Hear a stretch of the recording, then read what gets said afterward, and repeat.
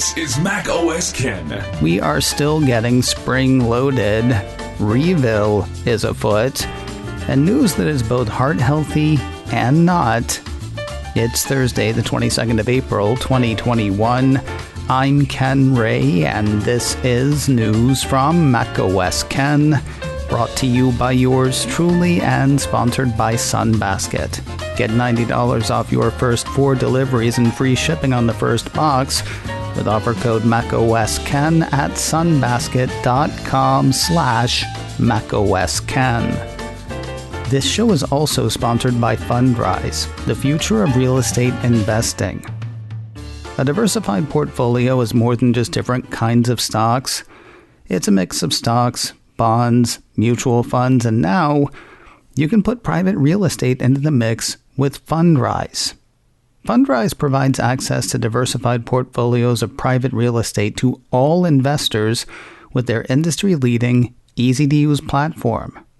I actually set up my Fundrise account earlier this week, and it was easy. Answer a few questions, make a few decisions. The whole thing took just a few minutes. I'm liking the associated app for a couple of reasons. First, it lets me keep track of the projects Fundrise is into, and second, it sends me updates on the Fundrise strategy. And once I'm more than a few days in, I'll be able to track performance right there as well.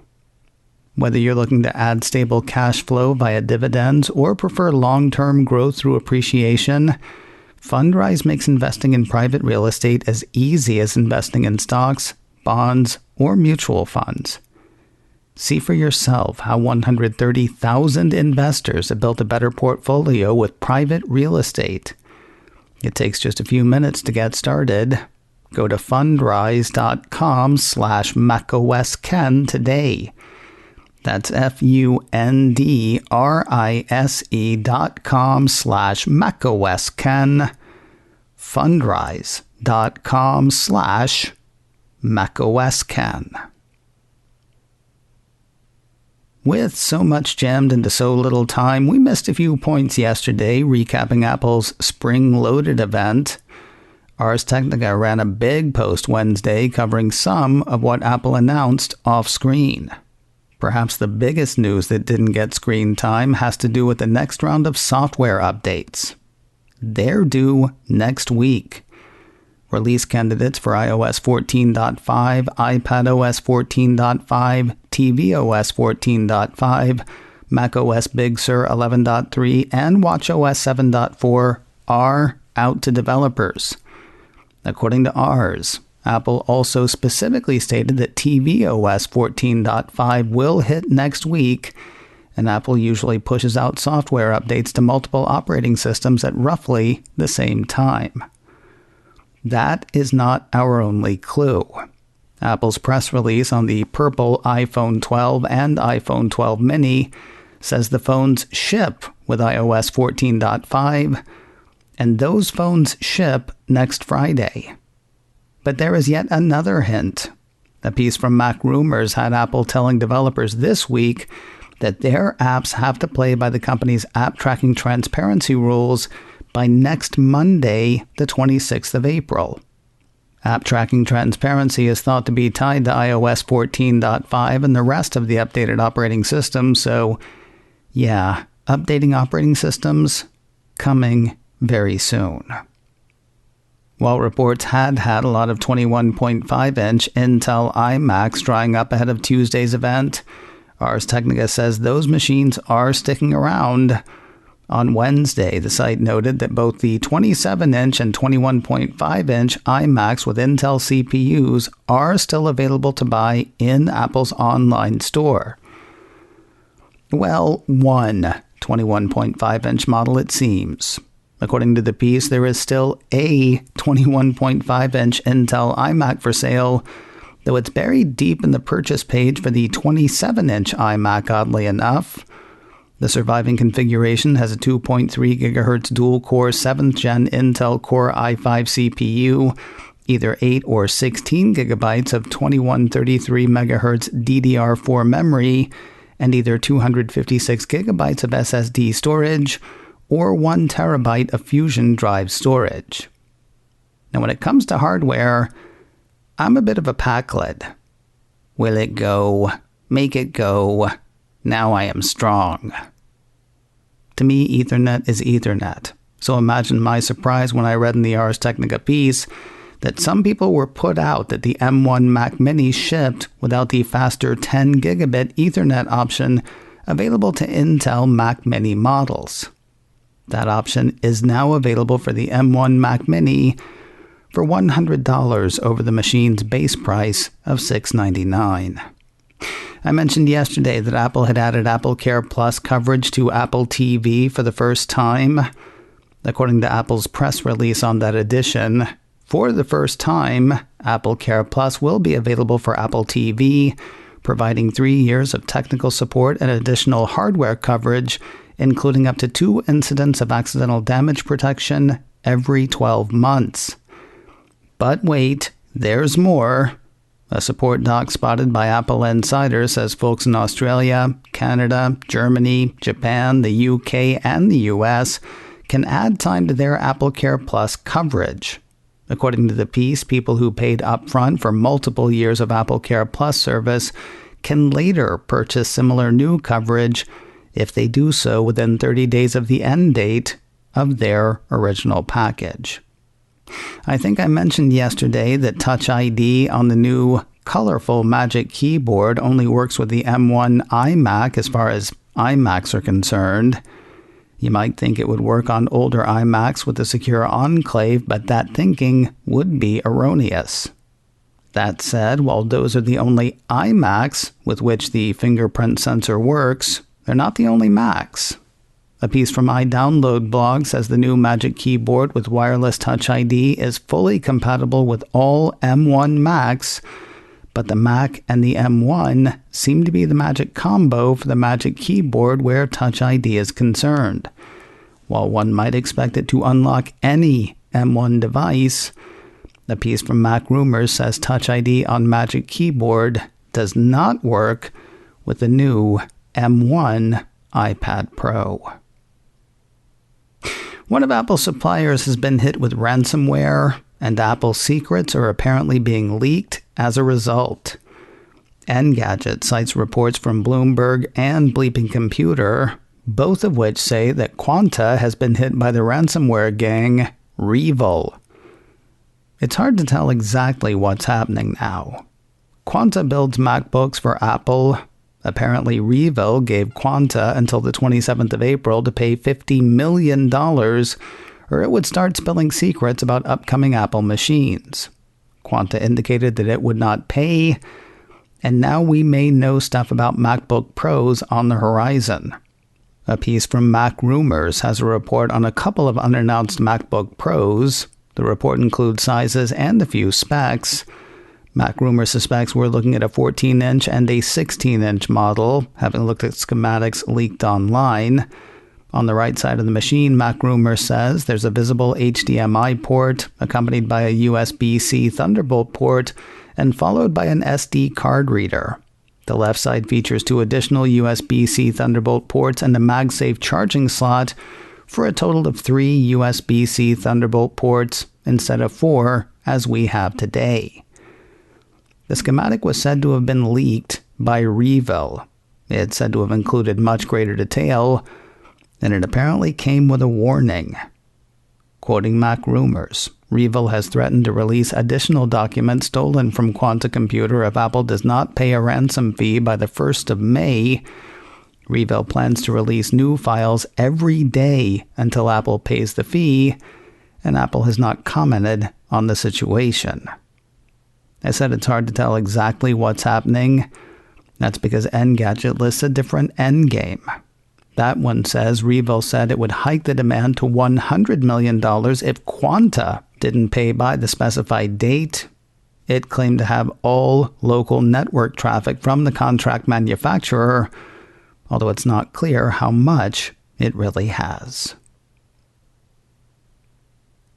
More news in a moment. But first, a word from Sunbasket, delivering oven-ready meals that are fast, fresh, and delicious.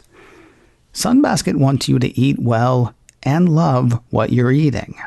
and their fresh and ready meals are a great way to make that happen. Meals like cheesy chicken tetrazzini with braised kale, shrimp paella, turkey bolognese over spaghetti. What's great is the Sunbasket menu keeps dietary restrictions in mind, with dishes clearly marked as soy-free, gluten-free, carb-conscious. It depends on the meal, of course, but you'll know what you're getting before you place your order.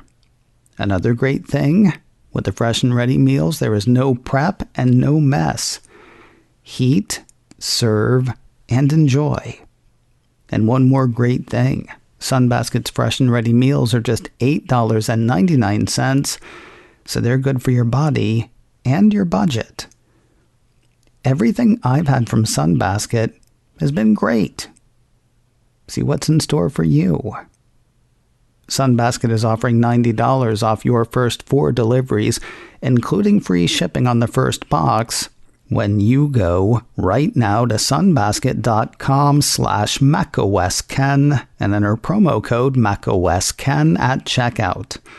That's sunbasket.com/macOSKen and enter promo code macOSKen at checkout for $90 off your first 4 deliveries and free shipping on your first box.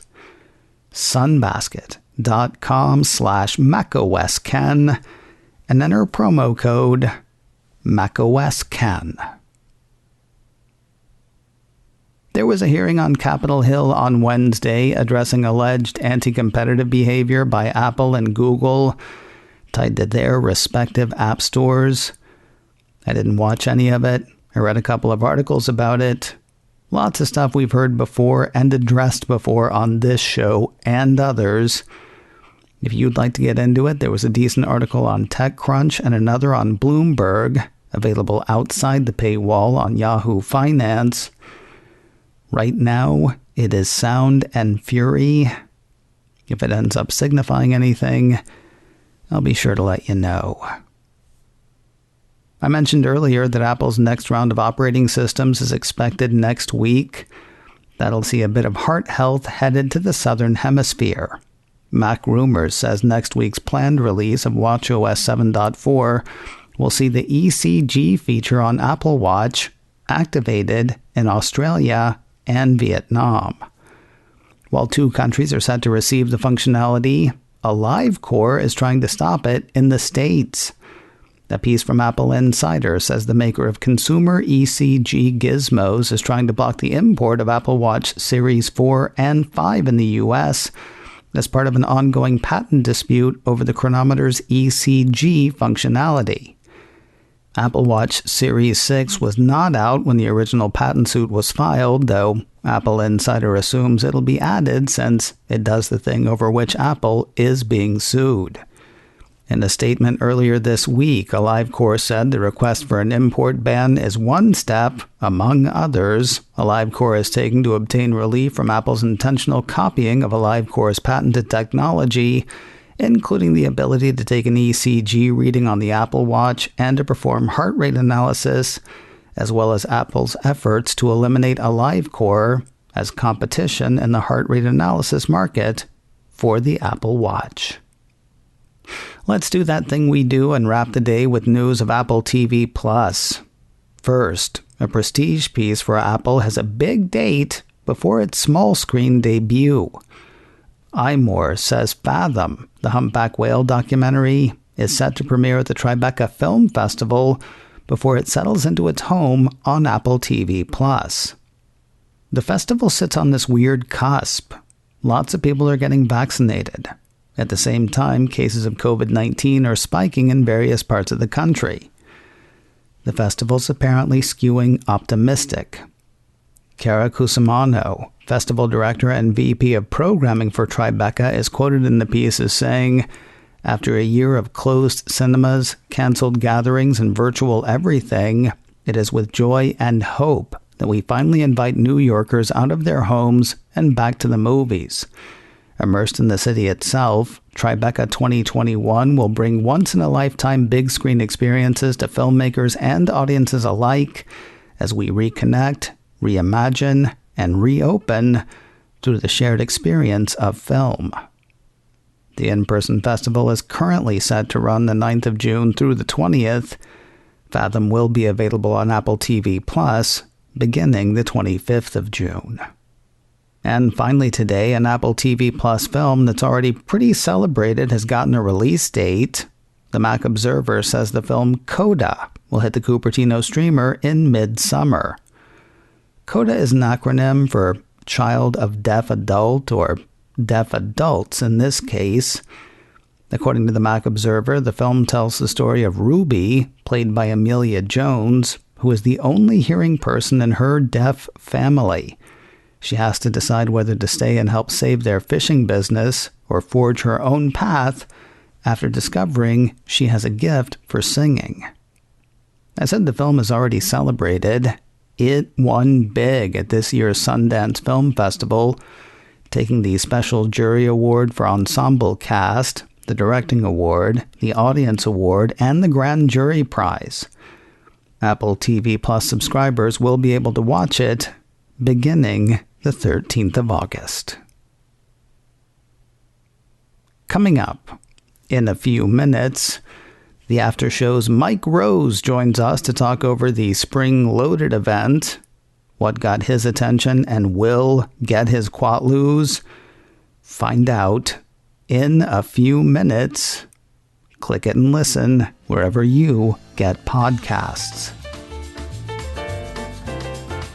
macOS Ken, brought to you by me and sponsored by Fundrise, the future of real estate investing. Find out more at Fundrise, fundrise.com/macOSKen.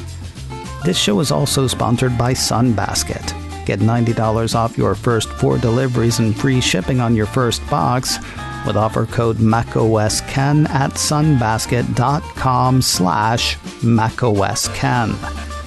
Advertising handled by Backbeat Media, online at backbeatmedia.com. You can reach me a couple of ways. Info at macosken.com or call 716-780-4080. Until next time, that is news from macOS Ken. I'm Ken Ray.